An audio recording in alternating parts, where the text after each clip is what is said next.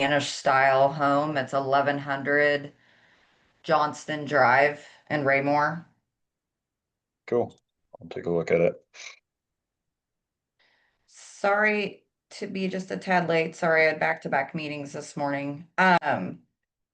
Welcome everyone. Happy Friday. Or wait, we're not even at Friday. We're Thursday. I feel like it's a Friday. We've been going all week. Is everybody else busy? The answer should be Yes. yes. We're all Look, busy. Jake's I Jake's saw that. on multitasking. Well, thank you for everyone joining.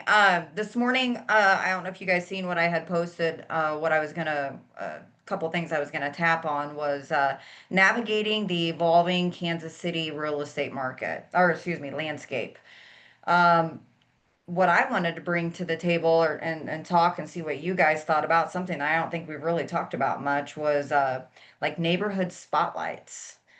I know a lot of us focus like Cass County, right? Like that's our homeland and we're really good in this area, but I'd like to get a poll and see what you guys do whenever you're looking at places like Midtown, like Waldo, River Market, things that we don't tap into and we can, but I don't know how many of us do. I would like to.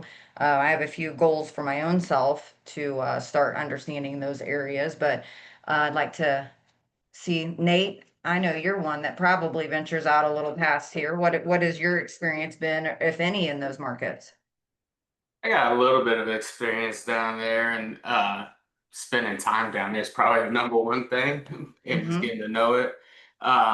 But I haven't been down in those markets really for 3 or 4 years. I got rid of everything down there for um, reasons like taxes, basically, Yeah, you're right. and 100%. people overstepping their political power onto property owners. So. I agree. I have one Jackson County property left and I'm still keeping it. But I feel your pain. Anyone else touched on any of those other markets that are outside of Cass County?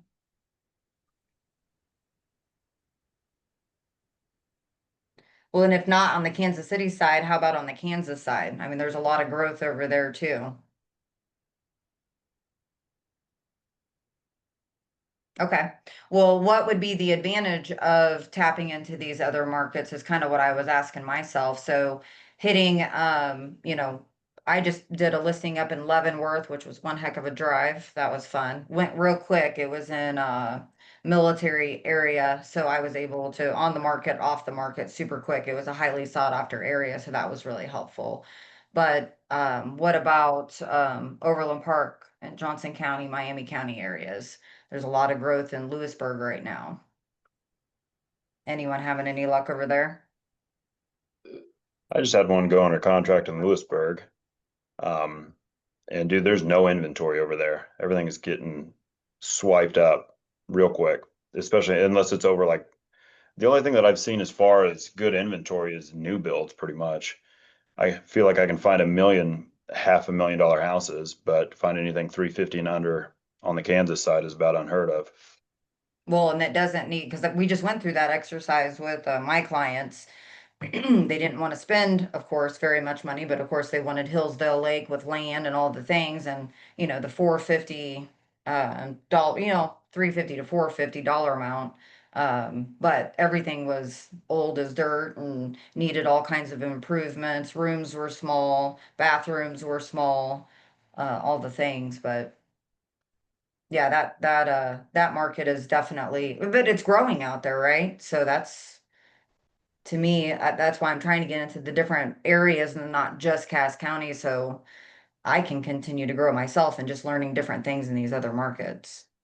When you say Hey, continuing to grow, I guess one of my questions um, yeah, getting a listing in Leavenworth in a hot little area and selling it and throwing stuff under contract. But for scalability for you wrestling, the further you get spread out, the more opportunity for things to fall through the cracks kind of True. arise.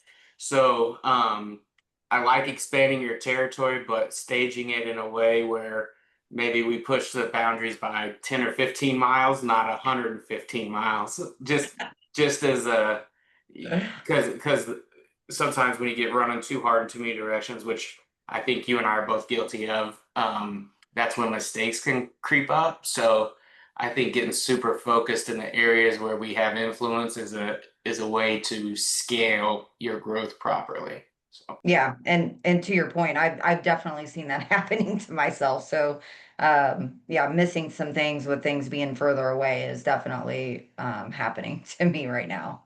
So that's a good point. And I didn't look at it that way. I was thinking more of like, okay, I'm gonna have like a buyer's agent, you know, and have these people out showing things in these other areas, and I don't have to be because that's my main goal is to be able to be the rainmaker and have people do things for me. So. But I'm not 100% there yet, but I'm trying to get there. No, wait, we don't try, we do. Sorry about that. Feel all that bold coming off of me? Good Hey, stuff. on the, so, if anybody clicked on the MLS, they have the local market update thing that you could click on, which I actually did click on yesterday. And I actually did print off Cass County, Jackson County, and Johnson County. So one of the reasons we may want to expand our market is year to date in Cass County, there's been 1,348 homes sold. In Johnson County, there's been 6,973 homes sold. Jackson County, 7,700 homes sold. So the one to expand your market is there are more homes for sale. One of the other things that really stands out about Johnson County is average sale price or in medium price, 560,000, right? And days on market, 33 days compared to days on market in Cass County, which is 43 days. So, right, less days on market, higher sale price. Makes Johnson County look like a pretty appealing market, right? So there you I go. like where you're going with that. Yeah. So So see what I failed to do, people, was I come up with this conversation of topic, but I didn't call Tom to get all the details, and that was perfect. But that's kind no, of that the was just happened to be on there. So yeah. yeah, that's kind of I the have a listing coming up in Leavenworth. I got the listing appointment next week. So in Leavenworth. yeah. Yeah, Seems like a decent home in a decent area. So I feel like if we get it priced right, it'll be worth it. my military folks said to definitely post the distance from the post to that house. Yeah, So just FYI on that. makes sense. Yeah, so that was my point of looking into other markets and seeing where we have more opportunities. To Nate's point, let's not get too far away from home, right? But to Tom's point, I think expanding it in a strategic way is very smart, but not just, you know, deploying thousands of marketing dollars in an area that we haven't grown to yet is what I was yeah, trying to say. So yeah, I got you. It made sense. But looking at all these other markets and seeing where there's opportunity, bringing that into here, into our market center of, you know, just because we're here in Cass County and we love to own this area and we're doing really good at it, I like to trickle out a little bit and look at to these other markets and see where there's more opportunity to scale my business. I'll say on that, I feel more comfortable being the buyer's agent on those markets versus the listing agent. Do tell. Because say like if we lived an hour up north of here and we were looking at houses online in Eagle Glen and Creekmore, they look fairly similar square foot and honestly like style wise, but they're $150,000 different in price. And if we didn't live down here, I mean, we could probably figure out that it's on a golf course, but if you're just looking house per house, a lot of the times I'm like, this is 2 streets over. Why is it $100,000 difference? So sometimes I feel like I don't have the best knowledge of the area whenever I'm listing. So like I had that listing up in Liberty not too long ago, and it was the same thing, 2 streets over. It was 480,000, and we were wanting to list for 640. And I was like, man, that looks really bad on paper. But I called a bunch of the realtors up there and they said, yeah, there's a significant, it was like Creekmore to Eagle Glen jump up there. But whereas on buyer side, it's not I mean, you do have to run your comps, but it's not as crucial, I think, on the buyer side versus the listing side. Because the appraisal is gonna catch the error if there is an error. Right.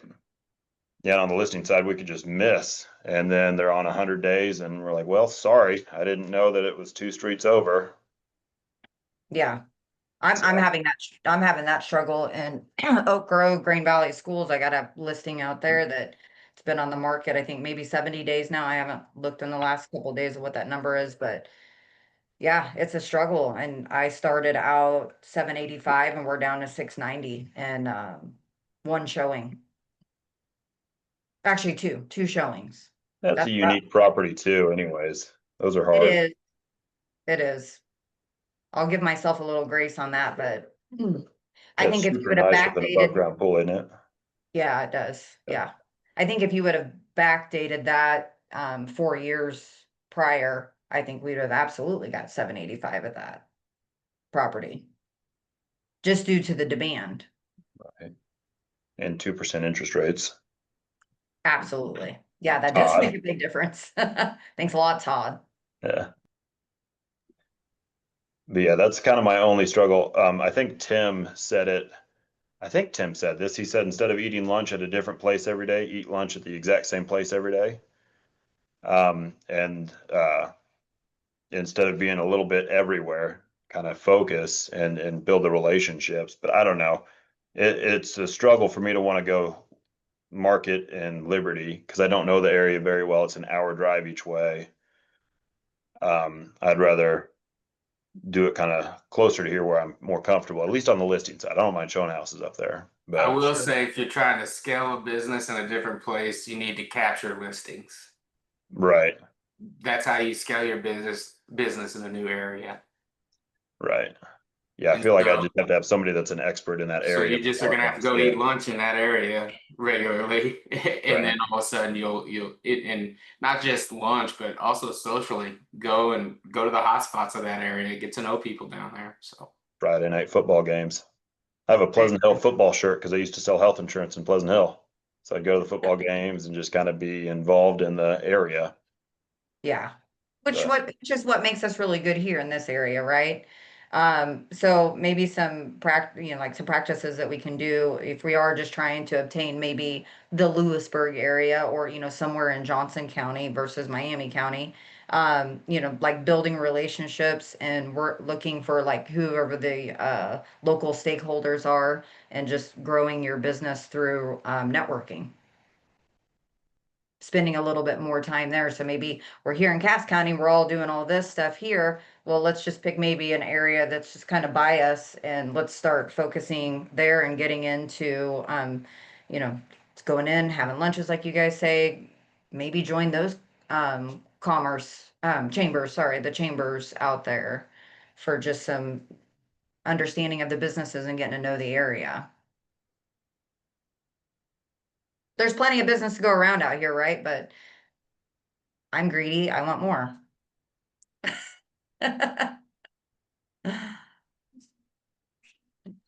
Raylan said, please don't give her more work. So there is an old self-help book from the 1900s, and it's called Acres of Diamonds. And I just kind of chatted it here because I couldn't remember it completely. But it is about the story of a farmer who sells his land to search for diamonds, only to learn later that the new owner discovered a massive diamond mine right there on the property he sold. So what it's saying is we're always looking to go somewhere outside to find it when we actually may be sitting on the diamond mine right now. So Thanks, Tom. yeah. Nope, that's a great way to look at it too. And that's the point of these calls is strategizing and, trying to think outside of the box and different things that we can do to gain more business. I think for a team, that would be great. Like if you're looking for team members to build, Mhm. to have somebody that specializes in a different area than you versus having like 3 of your kids on your team that all live in the same house and have the same area. Mhm. Or I don't know how many of your kids you've employed by now, but um, But just having people He even employs Darren's kids I know. now. I was just getting ready to say that. She's one of my that, kids now.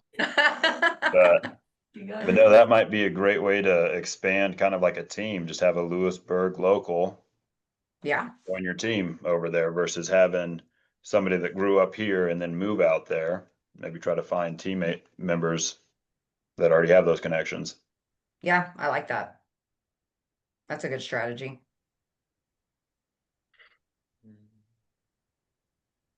What have you guys been doing for business growth as far as going out to businesses and reaching out to those folks? I know since a lot of us are in Bold right now, like that's kind of like the focus of what can we do to expand with what we got here?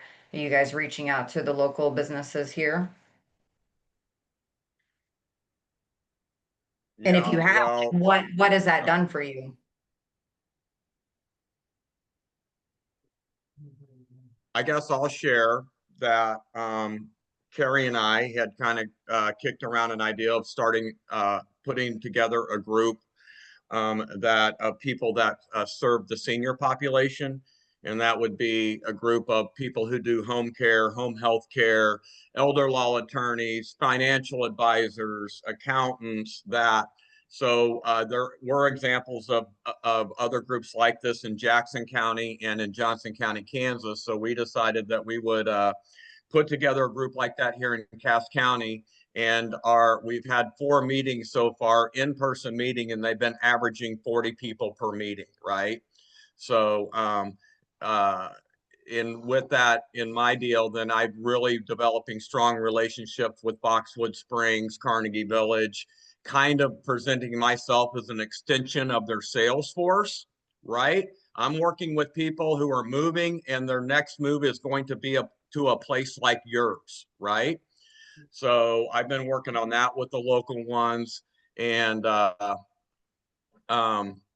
so, yeah, that's just been kind of some of the stuff that I've been doing to kind of build my own network, right? So, and it's already paid off. The listing appointment I have in Leavenworth is a guy that owns a home care company. I have a buyer's agency for somebody that works at Carnegie Village.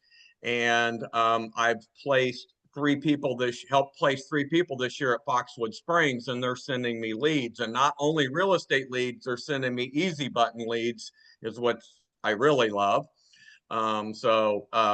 Yeah, so that's kind of what I've been doing. That's great. I'm going to call Yeah. you, Tom, when I get old. Call me when you're old. Unfortunately, Darren, I'm going to be a little older than you when you make that call. So Yep, you always will be. yes, always. If I'm lucky, I always will be.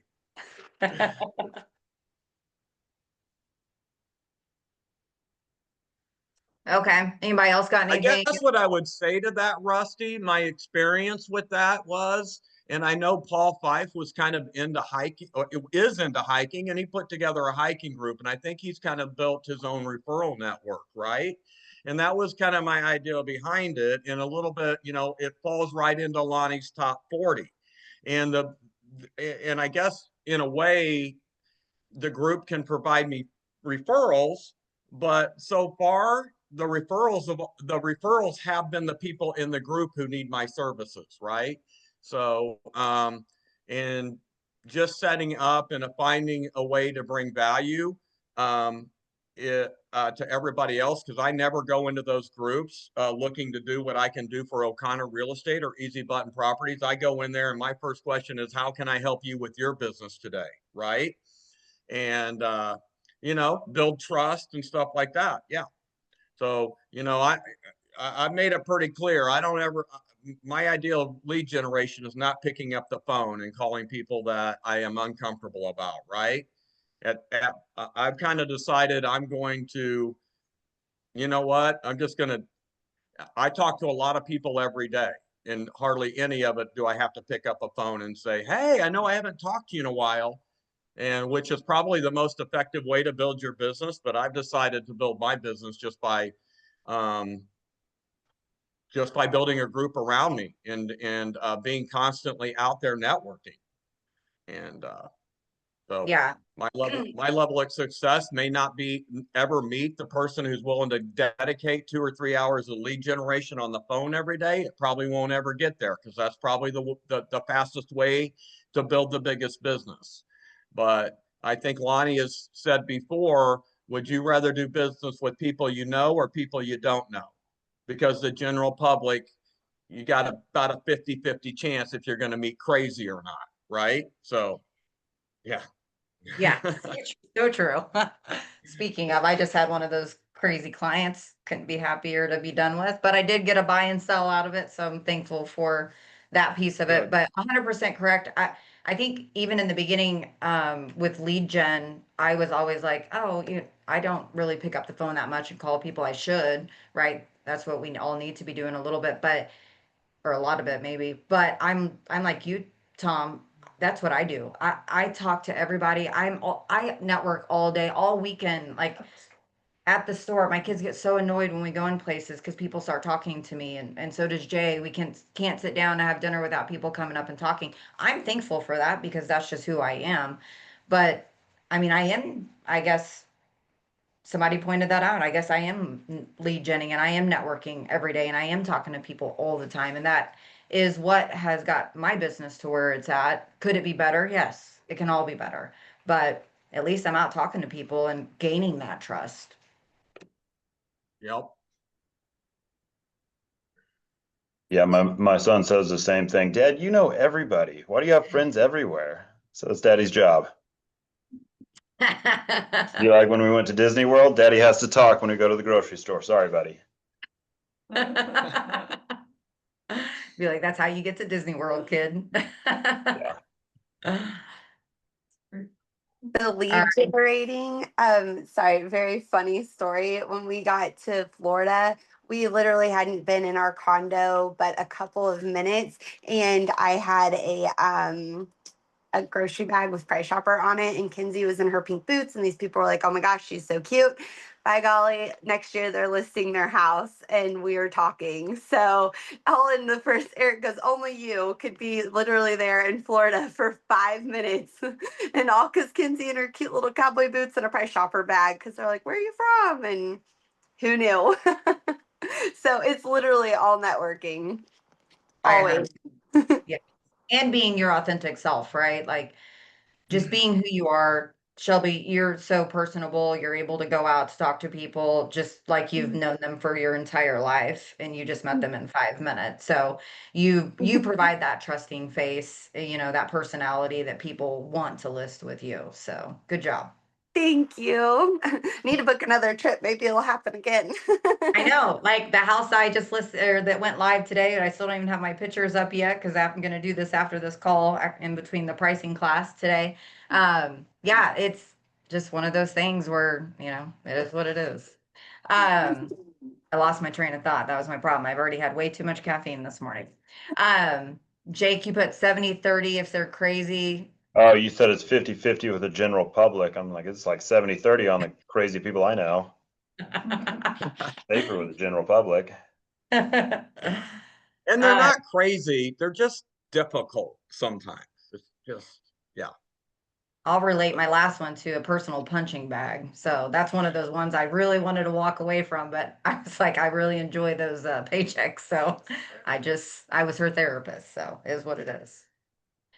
Second part of this conversation, I know Caesar's really been focusing on AI, right? And learning all the tools for that. That's huge. I've been saying for a while that's coming. Josh, or not Josh, but Paul, other people have too.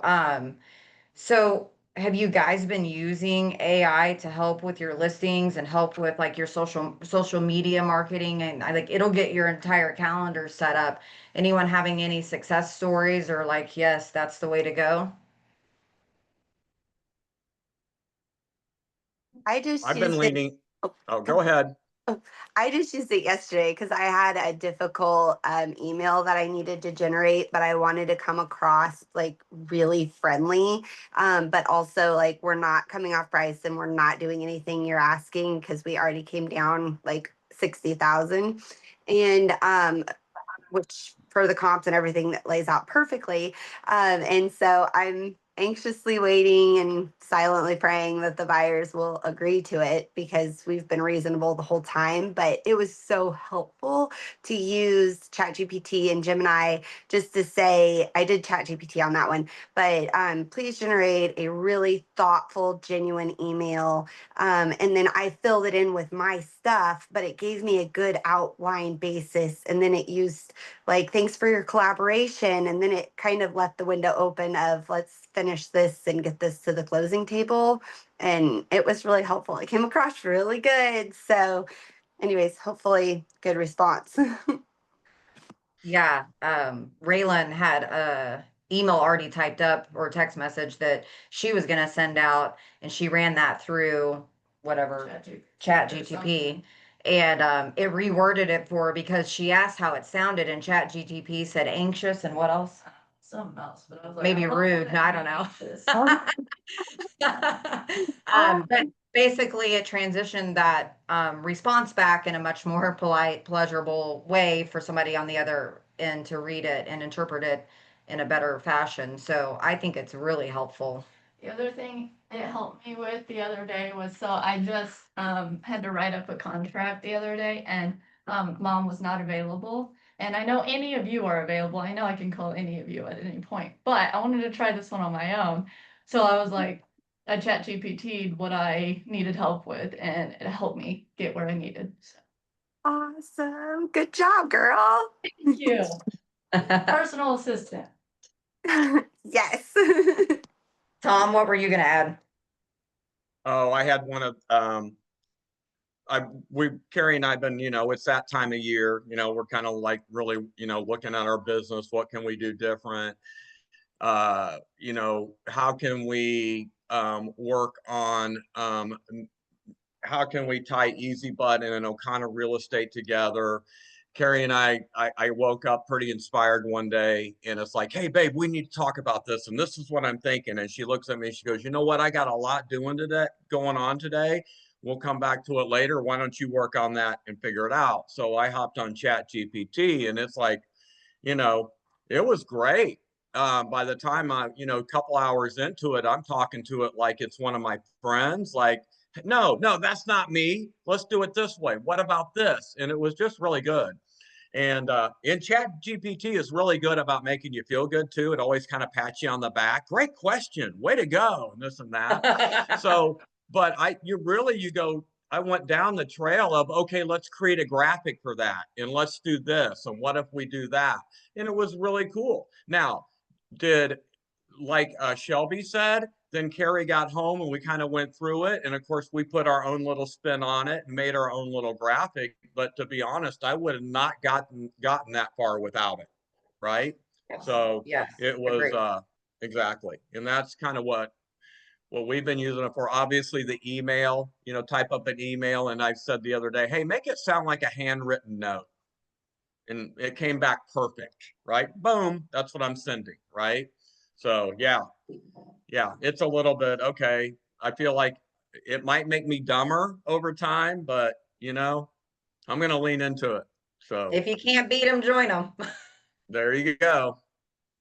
I use it a lot to give me directions for things, like things I maybe would have asked Jacob before. Now I ask ChatGPT, how do I do this thing on my phone? Or like this morning, I used it because I'm working on some videos and I wanted it to have a graphic and my face. And so I just asked Chat which platform is best. Turns out it's Canva. I said, great. Now give me step-by-step directions on how to do it in Canva. So it gave me that. So really, for me, it shortcuts a lot of trial and error, trying to figure out a system or figure out a piece of technology. I just ask it, how do I use you? Or how do I use this other platform?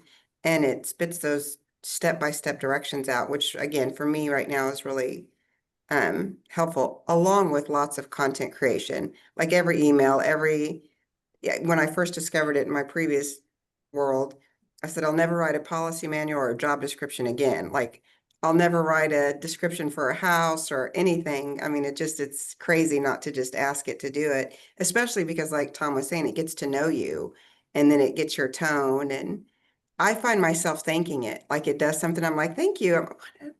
Like I'm having a conversation with a Me I do person. the too. same It's thing. very hard not to thank it. It'll Yeah. keep us Thank you alive when and it takes over please. the world. Yes. Thank you and Yeah. please. Yeah. Please don't kill me. That's right. Almighty one. Thank you. I used it the I other use day it, when I was working with a wholesaler. You know how favored those things are towards the wholesaler with all the extra fees and stuff like that. And it was like a one-page document. I copied and pasted it and Chat GPT. I said, show me where my buyer's at risk on this contract. And it showed me these things. And I said, all right, well, can you put that in the contract? And it rewrote the contract, excluding the fees, adding a closing or all sorts of different things that the wholesaler's contract had left out of it. Mhm. And so That's that was amazing. like, Rusty. Yeah. I decided to call some phone numbers of for sale by owner signs that I saw, and I landed myself a listing appointment. But then I realized I probably don't know enough about. I mean, I know why I think they should list, but I wanted some extra facts and details, and I was able to really dig into that with Chat GPT and kind of make my bullet points that my brain felt like it was in a. It kind of had categorized all the information I thought would be helpful to be able to kind of tie into a conversation. So I found it helpful for that. It gave me some stats and different things. That's awesome. Has anyone not used the Chat GTP or taken the AI approach yet? Don't, you can totally answer honestly. I'm just curious. Basically, if you haven't, just look at it as Google on steroids. We've all Googled stuff. So it's just the next level of Google. It's just really, yeah. It can do anything from the simple to the complicated. So, and the Yeah, fact right. is right now, if you're using it, you're a little bit ahead of the curve, right? If we are, especially is that, so that gives us a little bit of advantage till people catch up. You know, one of the big things that this group I started got going on is we want to bring Meals on Wheels back to Northern Cass County because we don't have any services like that here. So I was actually able to connect with a couple of people that are on the board of Lee Summit, and I brought them over here, but I didn't know nothing about Meals on Wheels other than the basic concept. And through GPT, I was able to not only find out about it, but also pinpoint it all the way down to how many people they serve in Lee Summit, right?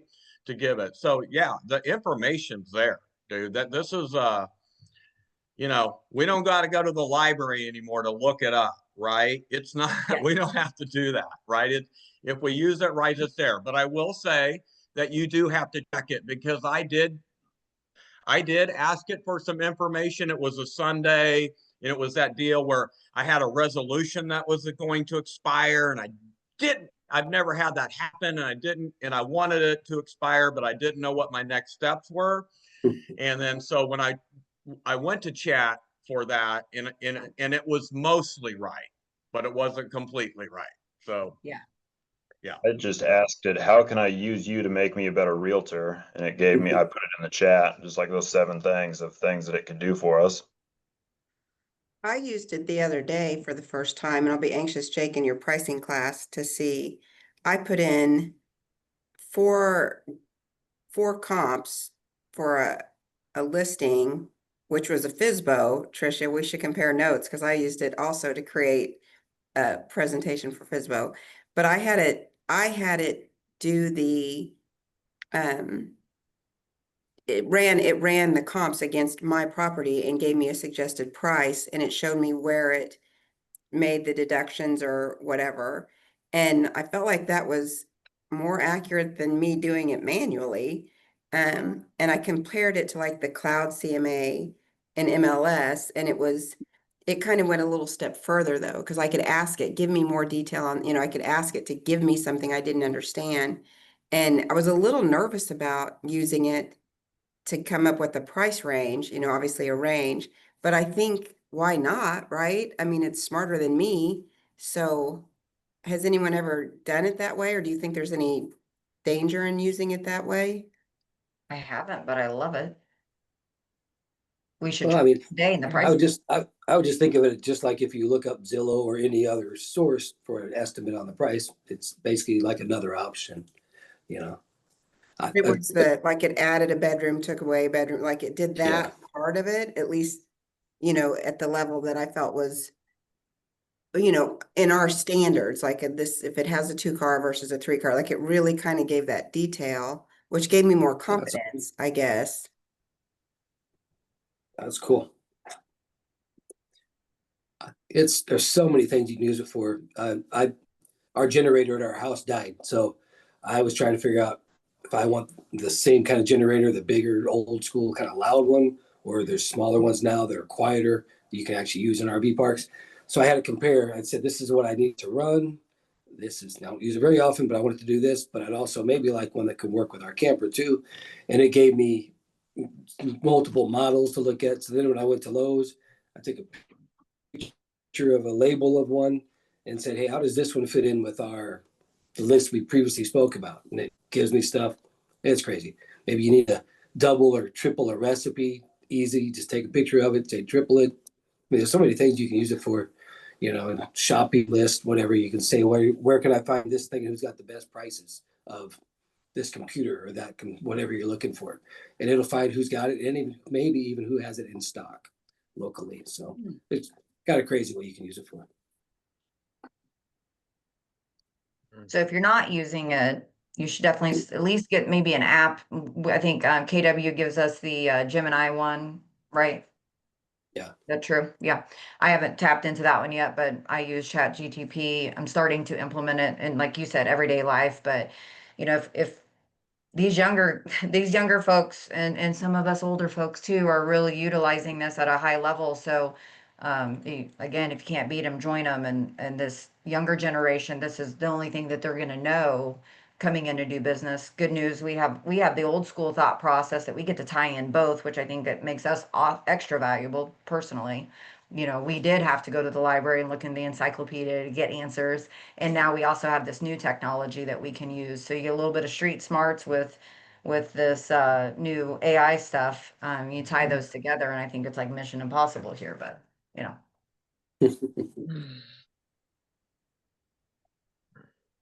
well, that was my topics for today, folks. Let's open it up to anyone have any issues or concerns or something that you need to chat about amongst the group, and we can all help you.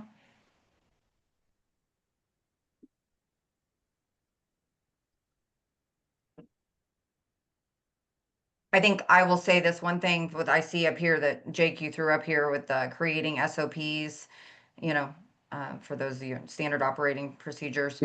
Uh, it really is a good plan of action to do in your business, and this is the time of year and why some of us are taking bold and different things like that is to work on your planning for 2026. So you know, maybe that would be maybe an introduction you could start with in AI if you're not already using it to start getting things prepped for 2026. That's my plan. That's what I'm working on for all of next year. And you can even ask it like, hey, how do I market this when I've got a tight budget? Maybe you don't have a lot of money at the time. You know, how can I do this on a budget? And it'll give you ideas. There's, you know, free tools and, you know, social media and other ways to market stuff free versus paying for things. Mhm. And oh, look at Jake, deer hunting. Yeah. I asked her what week of the year this year is going to be best for deer hunting. It's that's what it was created for, honestly. Things like that. Yes. Yeah. I got something a little unrelated to AI, but as you're going into the fourth quarter, I think we need to be extremely careful on how we're pricing our listings.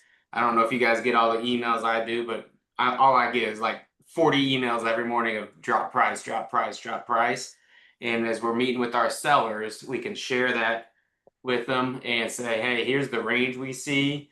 And I think we probably need to be on the lower end of this range, which is a complete adjustment of where I was at maybe 6 months ago. So that's something I think could save a lot of heartache for our folks as we move forward. Instead of chasing it down, maybe start on the lower end of the range. And if it's low, the market will bring it up, but it gives us the best chance of having a good, successful transaction. So So I have a question. Can you hear me?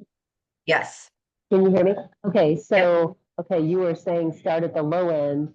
And we had that lady that came in last week, that did all the open houses, and Selena. And she was saying that she kind of felt like you really couldn't price a house too low. So if you're pricing it in the low range and they say, yeah, but other houses have sold for more, but you can see that it needs to kind of start in the low range.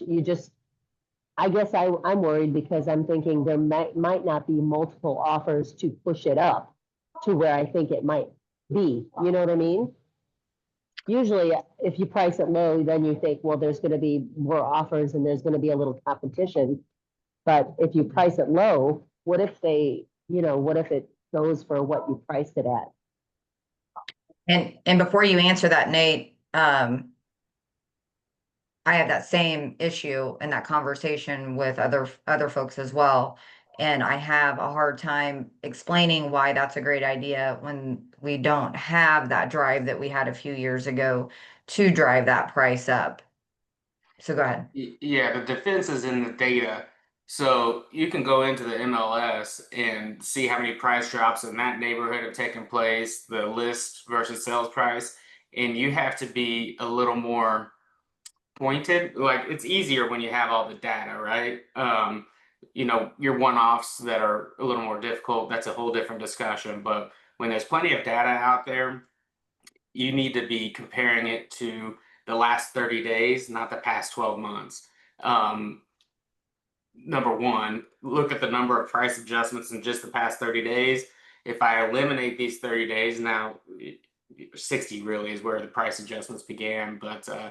And if you end up going at the higher price, it's not the end of the world because you've set up this conversation and be like, hey, we're going to be aggressive in chasing the market down. We're not going to wait 30 days for price adjustments. If we're not getting showings, the market's rejecting us. So if we're getting showings and not getting offers, hey, we're getting activity. I'm probably going to be a little more slow to adjust down, but I'm telling you, if you're not getting showings, you got to start dropping price. It's just that simple. And chasing the market down backwards typically results in a lower. You can ask ChatGPT. This is just my experience, but typically when you overprice something and you're chasing it down, you end up getting less than you would have if you were pricing it on the low side to begin with. I agree. Yep. Or you lose the listing. That happened to me just this year. After 100 days, and you work with the client, you finally get them down to a range where you think it's going to sell, right? But and sometimes you're better off being the second agent on duty. If their expectations are unrealistic and their motivations don't match, then you could be spending a whole lot of energy and effort for something that's not going to move. But I'm a big fan of doing whatever it takes to get the listing within reason.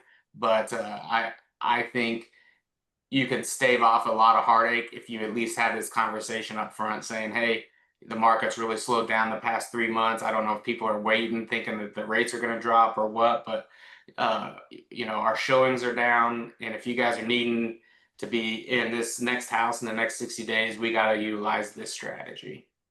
At least this is the strategy I recommend. So.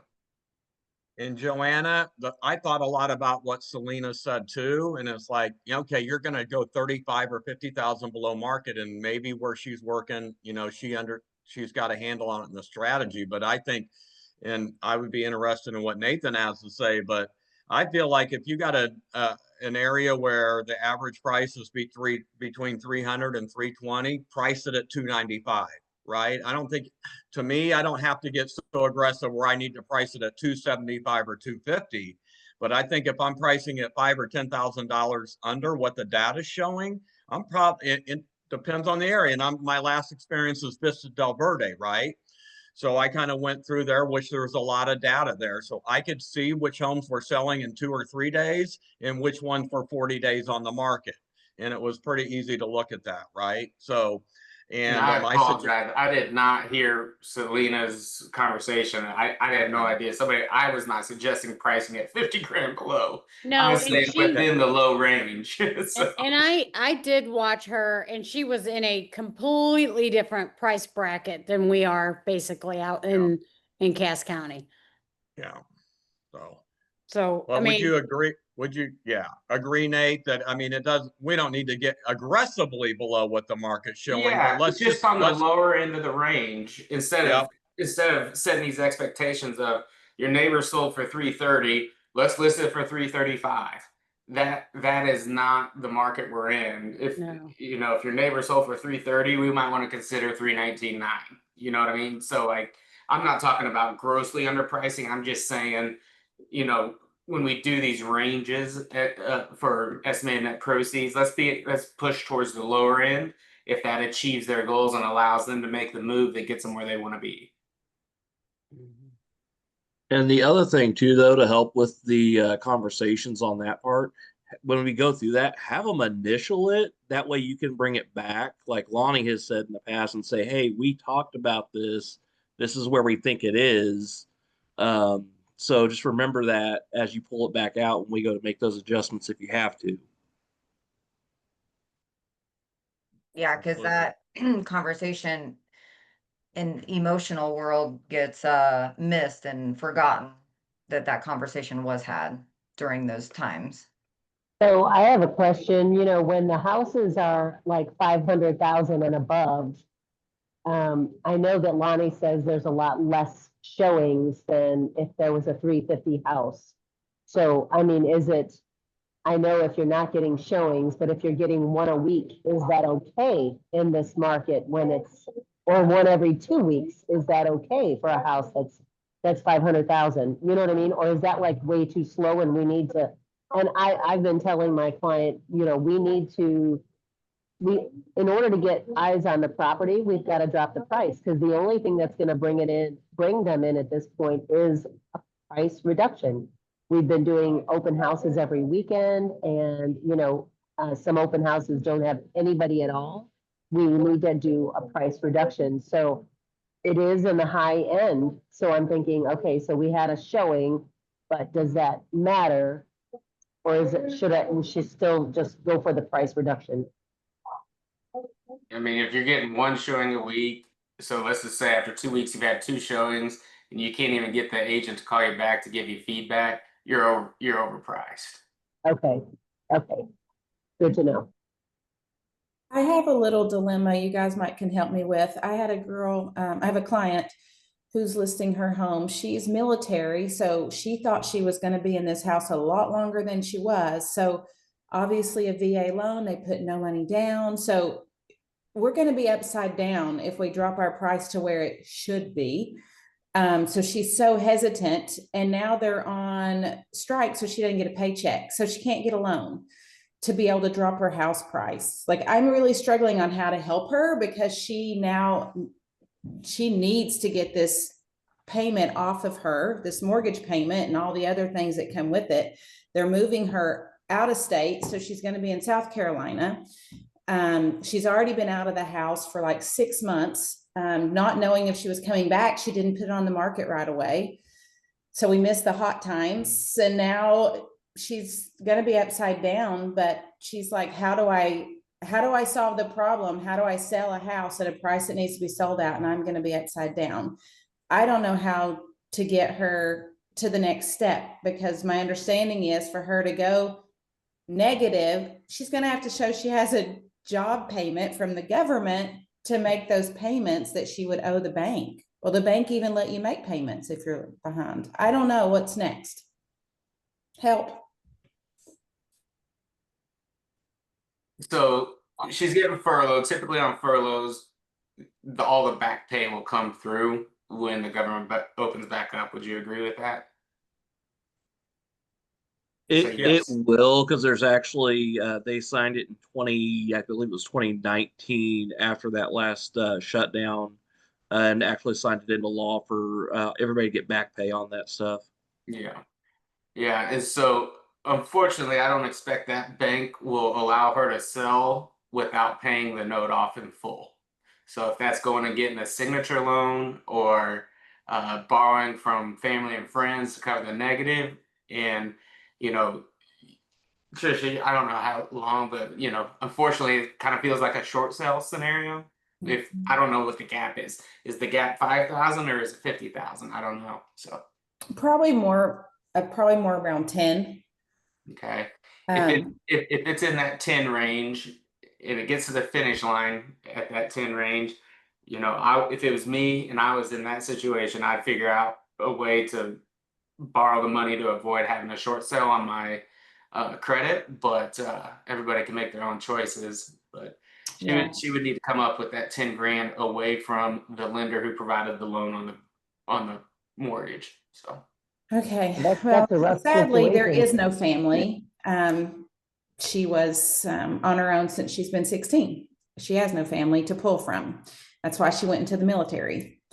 So she's just stuck, and it's horrible. I don't know how else to help her. so I mean, I don't How know much is a rent for? Yeah, that's my next question. Yeah, possibly. I think she's like, I mean, then she would probably need to get somebody in our group here to help, help. I mean, maybe I could help her get it rented. And we did look at that.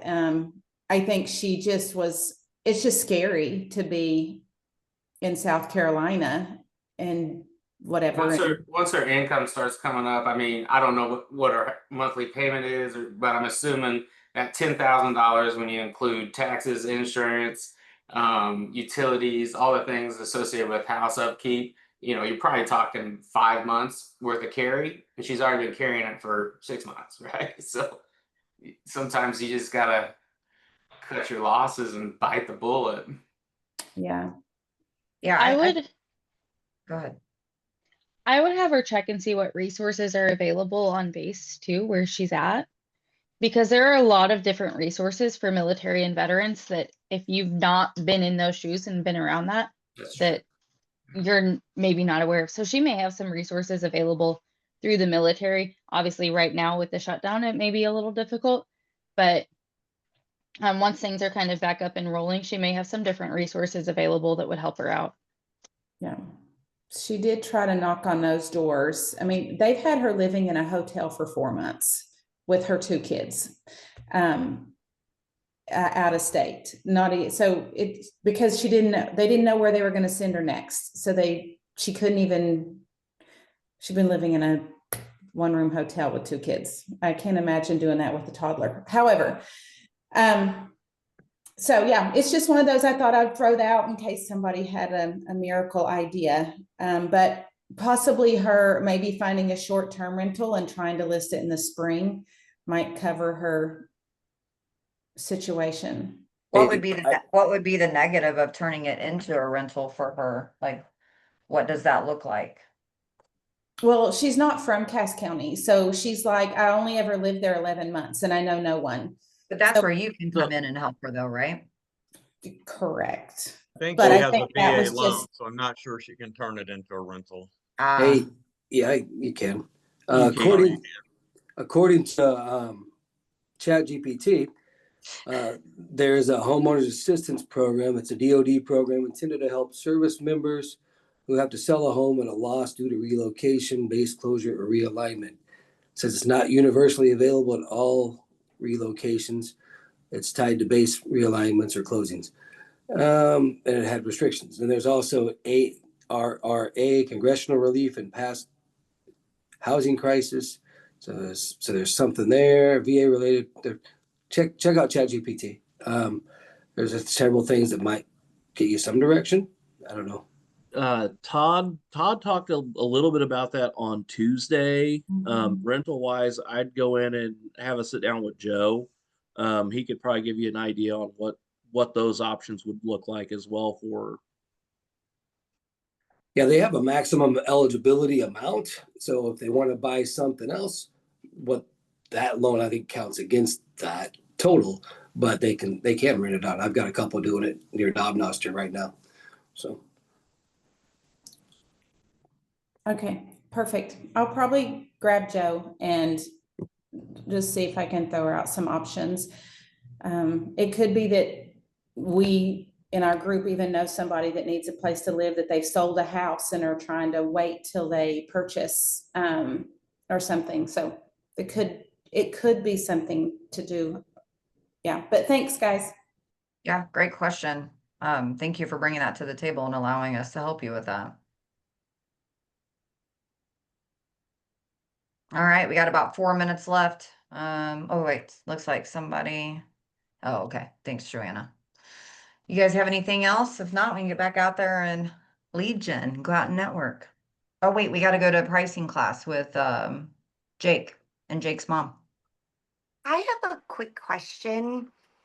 Um, do the title companies, when we reach out, and we ask questions on things, should they be, when they send us the email with the preliminary title work, do they normally provide a little bit of assistance with, hey, this caught our attention or this was a red flag? I am not seeing that from a certain title company that I do a lot of business with. And I read through everything very diligently every time, but I'm also not like an expert in that area. So should we be asking more of our title folks to look into that more? Well, Shelby, I've been a fan of running preliminary title work since I got in this business 10 years ago. So I can speak to that. I have a 10-year relationship with my title company. And I would say that my title company, if they do see something outstanding or maybe a question based on the file, that they will definitely send me an email along with it. So I think, and they also know me. And then I will then ask them just on the last title work that I did. And then I said, well, what about these couple things? And they were like, oh, those are good. Those are taken care of. Don't worry about that. So my title company, we do have an exchange. I just think it depends on the relationship. And if you ask them, mine's 10 years ago, I said, hey, let me know what, I don't even know what I'm really reading here. And so I've learned over the years, but I definitely send an email if I have anything to question with my title work. But they do originally, they will, when they first send it, they will send a quick little email that says, hey, you may check on this. I mean, I've got a guy right now that's had a fourplex that's been sold for over, 10 years, and it came back on title that it wasn't released. And so they, gave me a heads up and they're like, hey, we don't have the release on this. Well, they're now working on it and they're like, is it paid off? I'm like, yes, it's paid off. So, you know, that I think it depends on the relationship that you have, but I would definitely work with your title company to establish that relationship. So, I think that's an advantage to using Lisa in-house here, because I mean, I just walk in there all the time and ask them questions. I'm sure they want to lock their door and kick me out, but they're very helpful at explaining things. Okay. Thank you, guys. And if it's not with Caulfield and you have one of those, I'm more than sure that the Caulfield girls here anyways would gladly look over that for you and maybe bring up some valid points to bring up to the said title company.